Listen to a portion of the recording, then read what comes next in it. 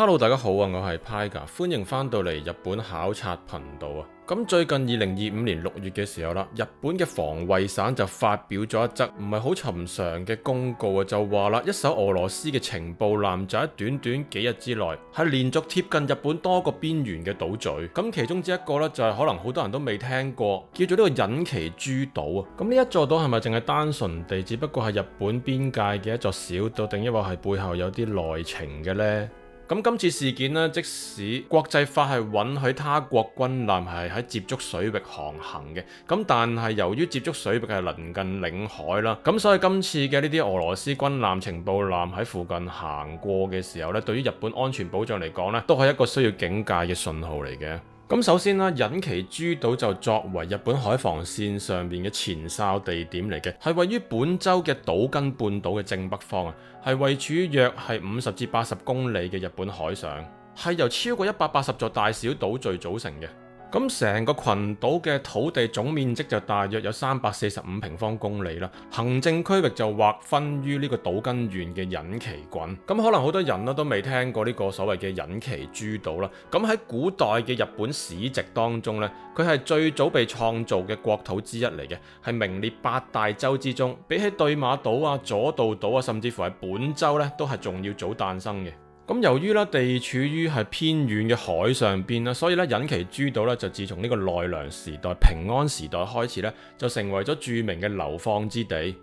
喺歷史上邊係不乏一啲朝廷貴族係被流放於此嘅。最享負盛名嘅例子就係鐮倉時代嘅後鳥羽天皇啦。咁佢就喺1221年嘅時候被流放嘅，同埋南北朝動盪時期嘅後醍醐天皇啊，佢就喺1332年嘅時候被流放嘅。而佢哋兩個都係喺權力鬥爭入邊失敗嘅人，最後就被流放去同一個地方，呢個隱岐諸島啊，一個荒蕪嘅孤島，係見證住幾百年前皇族落敗嘅身影。咁除咗係充當政治流刑之地之外呢，隱岐諸島喺日本嘅海運歷史上邊都係扮演住特殊嘅角色嘅。去到江戶時代嘅時候，就經由日本海係連接住西日本同埋北海道嘅一條航運路線嚟嘅，亦都即係所謂嘅西回航路。係繁盛一時嘅。咁西回航路就係江戶時代建立嘅一條重要嘅海運路線啦，主要就係連接大阪、日本海沿岸地區同埋北海道之間嘅貨物運輸。咁當時就因為尚未有鐵路啦，大量嘅米糧啊、昆布啊、海產等等嘅生活同埋交易物資都係依靠呢啲咁樣嘅海路嚟到係運送嘅。咁呢條航線就係由大阪出發啦，沿途係經過呢個瀨戶內海啦，再繞過本州西端，再沿住日本海一路北上去到北海道嘅。咁雖然隱岐諸島就唔係啲咩重要港口啊，咁但係就係航程當中嘅關鍵點嚟嘅。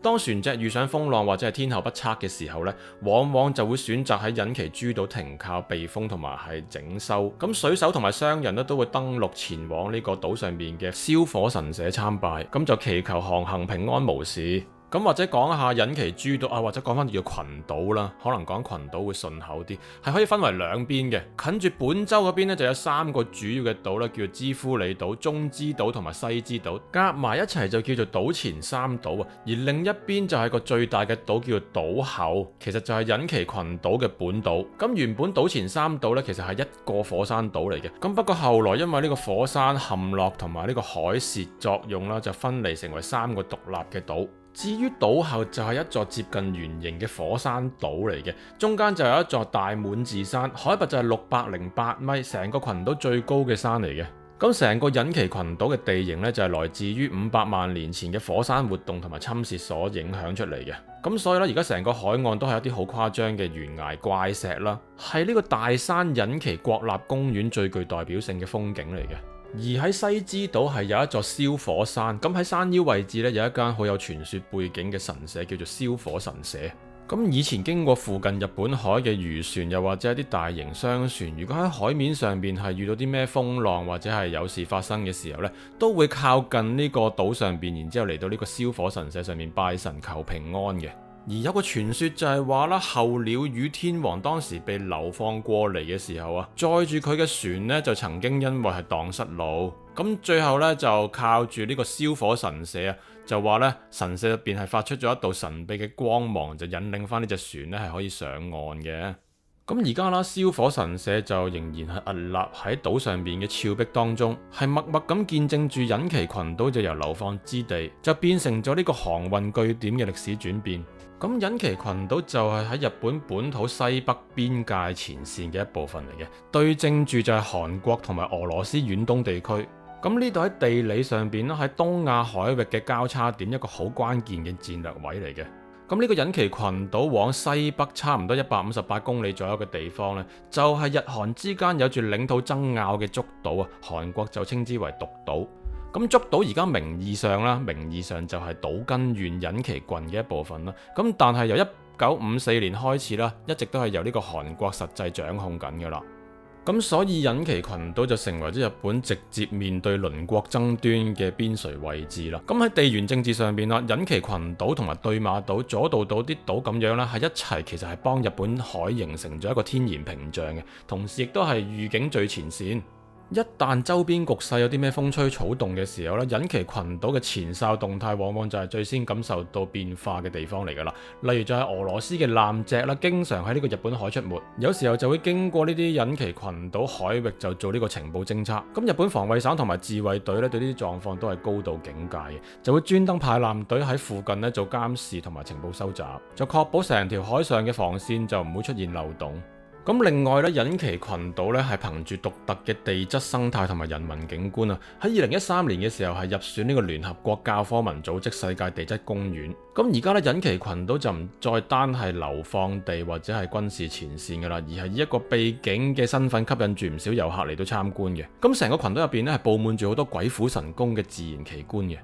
咁西之島有個地方叫做國賀海岸，係長達13公里嘅。咁沿住海邊全部都係懸崖嚟嘅，而其中一面叫做摩天崖咧，係高達257米，相當之氣勢磅礴嘅。而喺呢個隱岐之島丁嘅北邊嘅海面上邊啊，企咗一支細細長長嘅石柱，咁呢個地方咧叫做蠟燭島，咁高差唔多係20米啦。太陽啱啱到頂嘅時候咧，成個岩柱就好似真係着咗火咁樣嘅蠟燭一樣，係發光咁樣嘅，係令到成個日本海咧多咗一份浪漫奇幻嘅氣氛。咁喺呢個知夫里島嘅西岸呢，就有一面係好壯觀嘅紅色岩壁啊，係由呢個含有鐵嘅呢個玄武岩風化出嚟嘅。咁可以話係名副其實嘅日本嘅赤壁啦。如果再行上去呢個赤禿山嘅觀景台，唔單止可以望到成片紅色嘅懸崖，仲可以一眼望晒島前三島，再加埋海天一線。隱岐群島本身就有好多啲豐富嘅火山地形同埋大自然資源啦，再加上呢度係住咗好多啲稀有嘅動植物。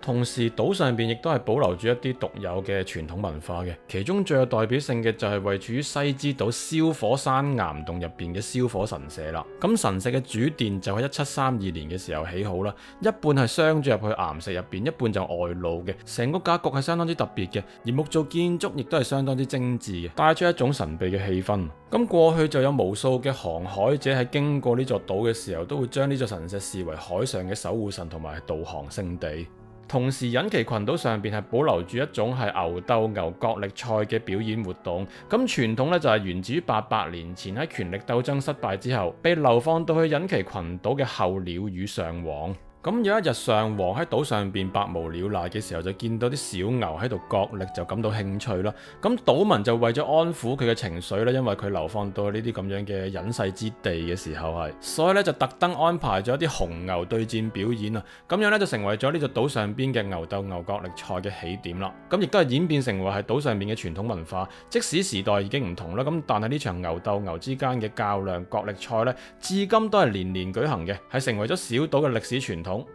咁隱岐群島嘅一啲神樂啊，或者係祭典活動咧，每一年都係持續進行嘅。咁呢啲就唔單止係文化觀光嘅現象咧，亦都係反映咗島嶼社會喺呢個快速變遷當中啊，依然係保留住一套係同自然社群連結嘅生活模式。咁今集咧就同大家介紹咗呢座神秘小島啦。咁大家有啲咩意見都歡迎留言嘅。中意影片記得讚好同埋訂閱頻道啊！我哋下次再見，拜拜。